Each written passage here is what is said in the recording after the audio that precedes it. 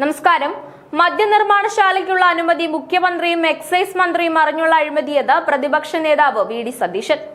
4 ഗുരുതര ആരോപണങ്ങൾക്ക് മറുപടിയില്ലെന്നും 2 വർഷം മുൻപേ സർക്കാരും കമ്പനിയും ഗൂഢാലോചന തുടങ്ങിയെന്നും അദ്ദേഹം പറഞ്ഞു. കോളേജ് നിർമ്മിക്കാൻ വാങ്ങിയ സ്ഥലത്താണ് മദ്യനിർമ്മാണ പ്ലാന്റ് തുടങ്ങുന്നത്. എന്തു കിട്ടിയെന്ന് മാത്രം മന്ത്രി പറഞ്ഞാൽ മതി. ആരോപണം ഉന്നയിക്കുമ്പോൾ കോൺഗ്രസിൽ തർക്കമെന്ന മറുപടി നൽകുന്ന എക്സൈസ് മന്ത്രിക്കാണ് വിഷയദാരിദ്ര്യം. മന്ത്രി രാജേഷിന് വിഷമമുണ്ടെങ്കിൽ താനും രമേശ് ചെന്നിത്തലയും ഒന്നിച്ച് പത്രസമ്മേളനം നടത്താമെന്നും അദ്ദേഹം പറഞ്ഞു. പാലക്കാട് ആരംഭിക്കുന്ന മദ്യനിർമ്മാണ പ്ലാന്റിനെ കുറിച്ച് ഗുരുതരമായ 2 ആരോപണങ്ങളാണ് ഇന്നലെ ഉന്നയിച്ചത്.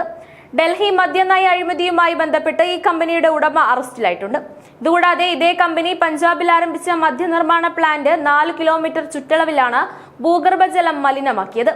ബോർവെല്ലുകളിലൂടെയാണ് ഈ കമ്പനി മാലിന്യം ഭൂഗർഭജലത്തിലേക്ക് കലർത്തിയത്. ശക്തമായ സമരത്തെ തുടർന്ന് പഞ്ചാബിൽ കമ്പനിയെ പൂട്ടിച്ചുകൊണ്ടിരിക്കുകയാണ്. കമ്പനിക്കെതിരെ അഴിമതിയും ജലമലിനീകരണവുമാണ് ഉന്നയിക്കുന്നത്. എന്നിട്ടും എക്സൈസ് മന്ത്രി മറുപടി നൽകിയില്ല. പ്രതിപക്ഷ നേതാവ് എന്ന നിലയിലാണ് മന്ത്രിയോട് 2 ആരോപണം ഉന്നയിച്ചത്. ആരോപണത്തിന് മറുപടി പറയാതെ കോൺഗ്രസിൽ ഞാനും രമേശ് ചെന്നിത്തലയും തമ്മിൽ തർക്കമെന്നാണ് മന്ത്രി പറഞ്ഞത്. ഞങ്ങൾ തമ്മിൽ ഒരു തർക്കവുമില്ല. അന്നത്തെ പ്രതിപക്ഷ നേതാവെന്ന നിലയിൽ ബ്രൂവറിക്കെതിരെ ശക്തമായ നിലപാടെടുത്ത നേതാവാണ് Ramesh Chennithala.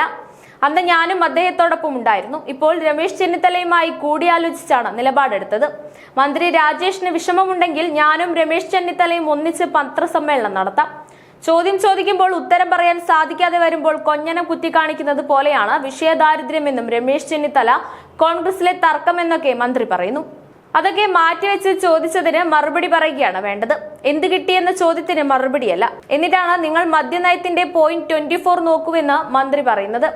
Extra neutral alcohol ഉണ്ടാക്കാൻ അനുമതി നൽകുമെന്നാണ് പോയിന്റ് 24-ൽ പറയുന്നത്. ഇവിടെ എക്സ്ട്രാ ന്യൂട്രൽ ആൽക്കഹോൾ ഉണ്ടാക്കാനുള്ള അനുമതി മാത്രമാണോ നൽകിയിരിക്കുന്നത്?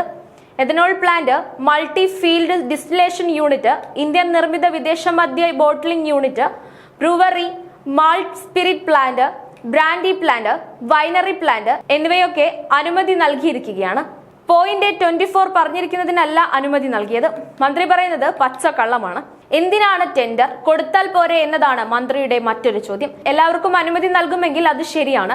മദ്യനയം മാറ്റി ഇത്തരത്തിൽ അനുമതി നൽകുന്നുണ്ടെന്ന കാര്യം സമാനമായി ഈ മേഖലയിൽ പ്രവർത്തിക്കുന്ന ഏതെങ്കിലും കമ്പനി അറിഞ്ഞിട്ടുണ്ടോ? മന്ത്രിയും ചില ഉദ്യോഗസ്ഥരും മുഖ്യമന്ത്രിയും മാത്രം അറിഞ്ഞുള്ള ഇടപാടാണ്. ഒരു സുതാര്യതയുമില്ല. അതുകൊണ്ടാണ് ഇത് അഴിമതിയാണെന്ന് പറയുന്നത്. എലപ്പുള്ളി പഞ്ചായത്തിൽ ഈ മദ്യനിർമ്മാണ കമ്പനി 26 ഏക്കർ സ്ഥലം മതിൽ കെട്ടിയെടുത്തിട്ടുണ്ട്. പഞ്ചായത്തിനോടും നാട്ടുകാരോടും പറഞ്ഞത് കോളേജ് തുടങ്ങാനാണെന്നാണ്. മദ്യനിർമ്മാണ യൂണിറ്റാണ് ഈ സർക്കാരിന്റെ കോളേജ്. 2 വർഷം മുമ്പ് എക്സൈസ് മന്ത്രിയും സർക്കാരും ഈ കമ്പനിയുമായി ഗൂഢാലോചന ആരംഭിച്ചതാണ്. ഓരോ ജീവിതവും ഓരോ കഥകളാണ്. വേറിട്ട കഥകളുടെ ഒരു കൂട്ടായ്മ. വേണമെങ്കിൽ നമുക്കതിനെ ഒരു നോവലെന്ന് പേരിടാം. അതുപോലൊരു നോവലല്ലേ നിങ്ങളുടെ ജീവിതവും? എന്താ, ശരിയല്ലേ? നിങ്ങളുടെ അനുഭവങ്ങൾ, കഥകൾ എന്തുമായിക്കൊള്ളട്ടെ, അത് കേൾക്കാൻ DNA ന്യൂസിലൂടെ ഞാൻ എത്തുന്നു. കഥ പോലൊരു ജീവിതം, അതിനായി ഞാൻ നിങ്ങൾക്ക് വേണ്ടി കാത്തിരിക്കുന്നു. നമുക്ക് ഒന്നിച്ച് കാണാം, കുറേ കാര്യങ്ങൾ സംസാരിക്കാം, വേദനകൾ പങ്കിടാം. നിങ്ങളുടെ വിഷയങ്ങൾ, അനുഭവങ്ങൾ അത് ഞങ്ങളെ അറിയിക്കേണ്ട വിലാസം താഴെ കൊടുക്കുന്നു.